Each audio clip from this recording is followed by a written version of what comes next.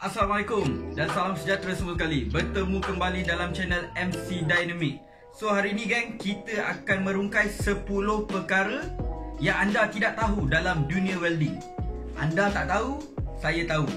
Anda tak tahu, saya tahu. Okey, so kita pergi kepada perkara yang pertama. Okey, perkara pertama iaitu welding ada dalam pelbagai cara, bukan satu cara sahaja. Yang selama ni mungkin ramai kebanyakan kita tahu yang welding hanya ada satu, iaitu stick welding. So ramai yang orang tahu dengan nama kimpalan arka. Tetapi welding ada pelbagai jenis.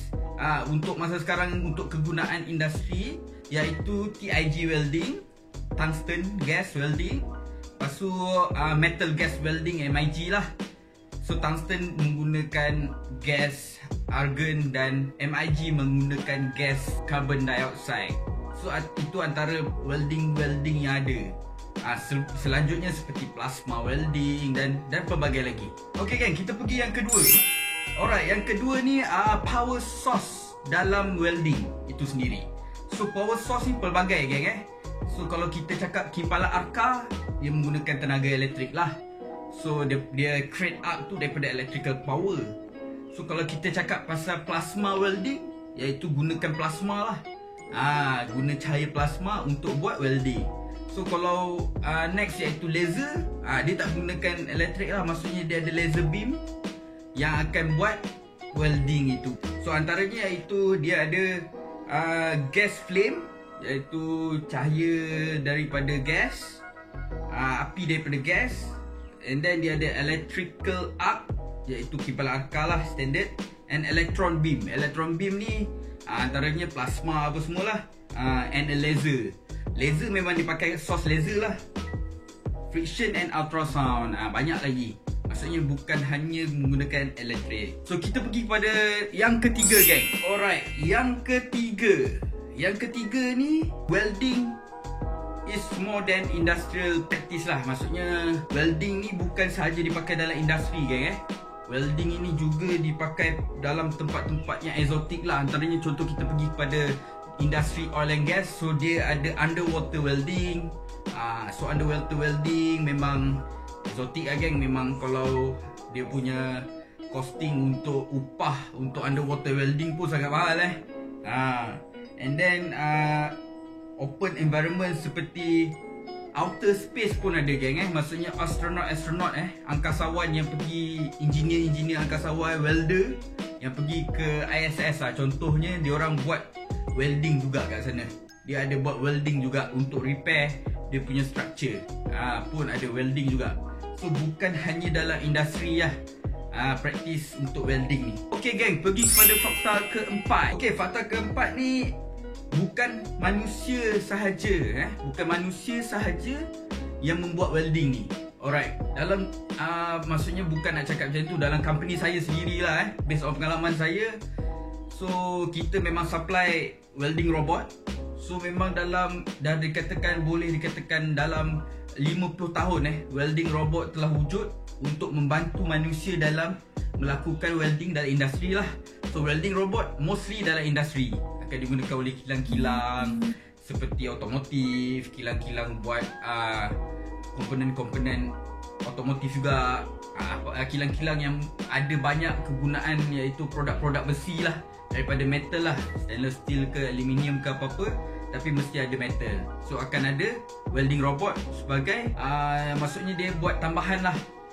Welding robot memang senang maksudnya anda boleh setting apa semua, dia boleh buat kerja dengan sangat cepat dan sangat cantik geng accurate. Itu yang paling penting. Okey, fakta nombor 5. Fakta nombor 5 iaitu welding bukan benda yang baru geng Welding bukan benda yang baru.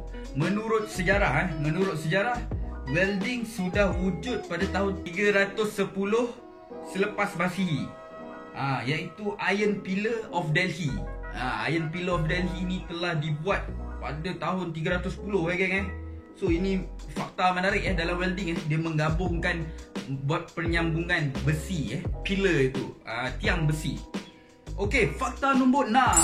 Alright, fakta nombor 6 iaitu welding in outer space is silent geng. Okey, kalau kita tahu selama ni kalau kita welding kan bising kan, bunyi arc dia, spatter lagi, macam-macam bising betul. Tapi kalau welding dekat outer space dia akan jadi senyap. Sebab apa? Sebab dalam keadaan condition vacuum gang. Dalam keadaan condition vacuum, so dia akan silent. Itu mungkin ramai yang tak tahu lah pasal benda tu kan. Fakta nombor 7.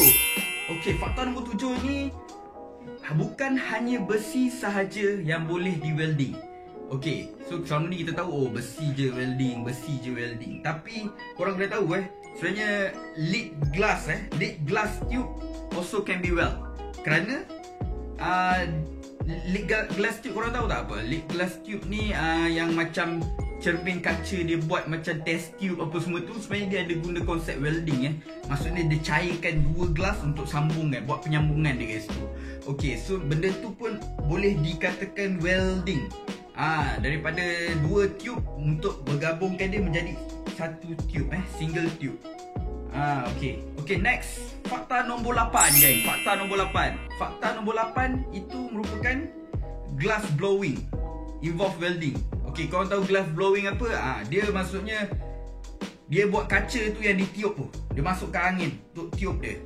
Tapi apa yang welding dia iaitu dia gabungkan bukan satu material glass dia gabungkan banyak glass, dia panaskan, dia gabungkan dan dia blow.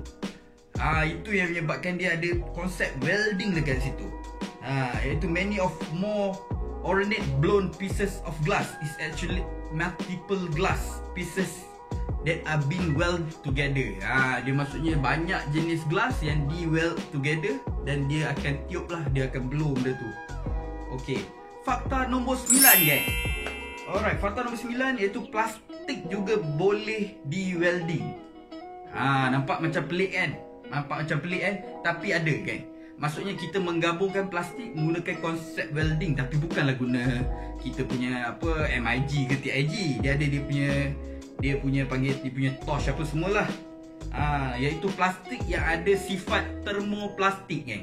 Plastik yang ada sifat termoplastik ni dia punya melting point dia tinggi dan dia boleh dibuat welding. Maksudnya menggabungkan dia, buat penyambungan antara plastik termoplastik itu. Fakta yang terakhir yang nombor 10 iaitu welding may involve solvent. Welding may involve solvent ni gang bermaksud bila kita welding termoplastik ni, many welders choose to solvent when welding by solving thermoplastic and allowing two pieces to be hardened together. Dia ada solvent dia, maksudnya bila dia dah cair kan tu, dia letak solvent tu supaya dia lekat, cantik. Dia macam orang kata apa, solvent ni boleh katakan macam filler lah untuk thermoplastic welding. Macam filler. So kita letak filler kan.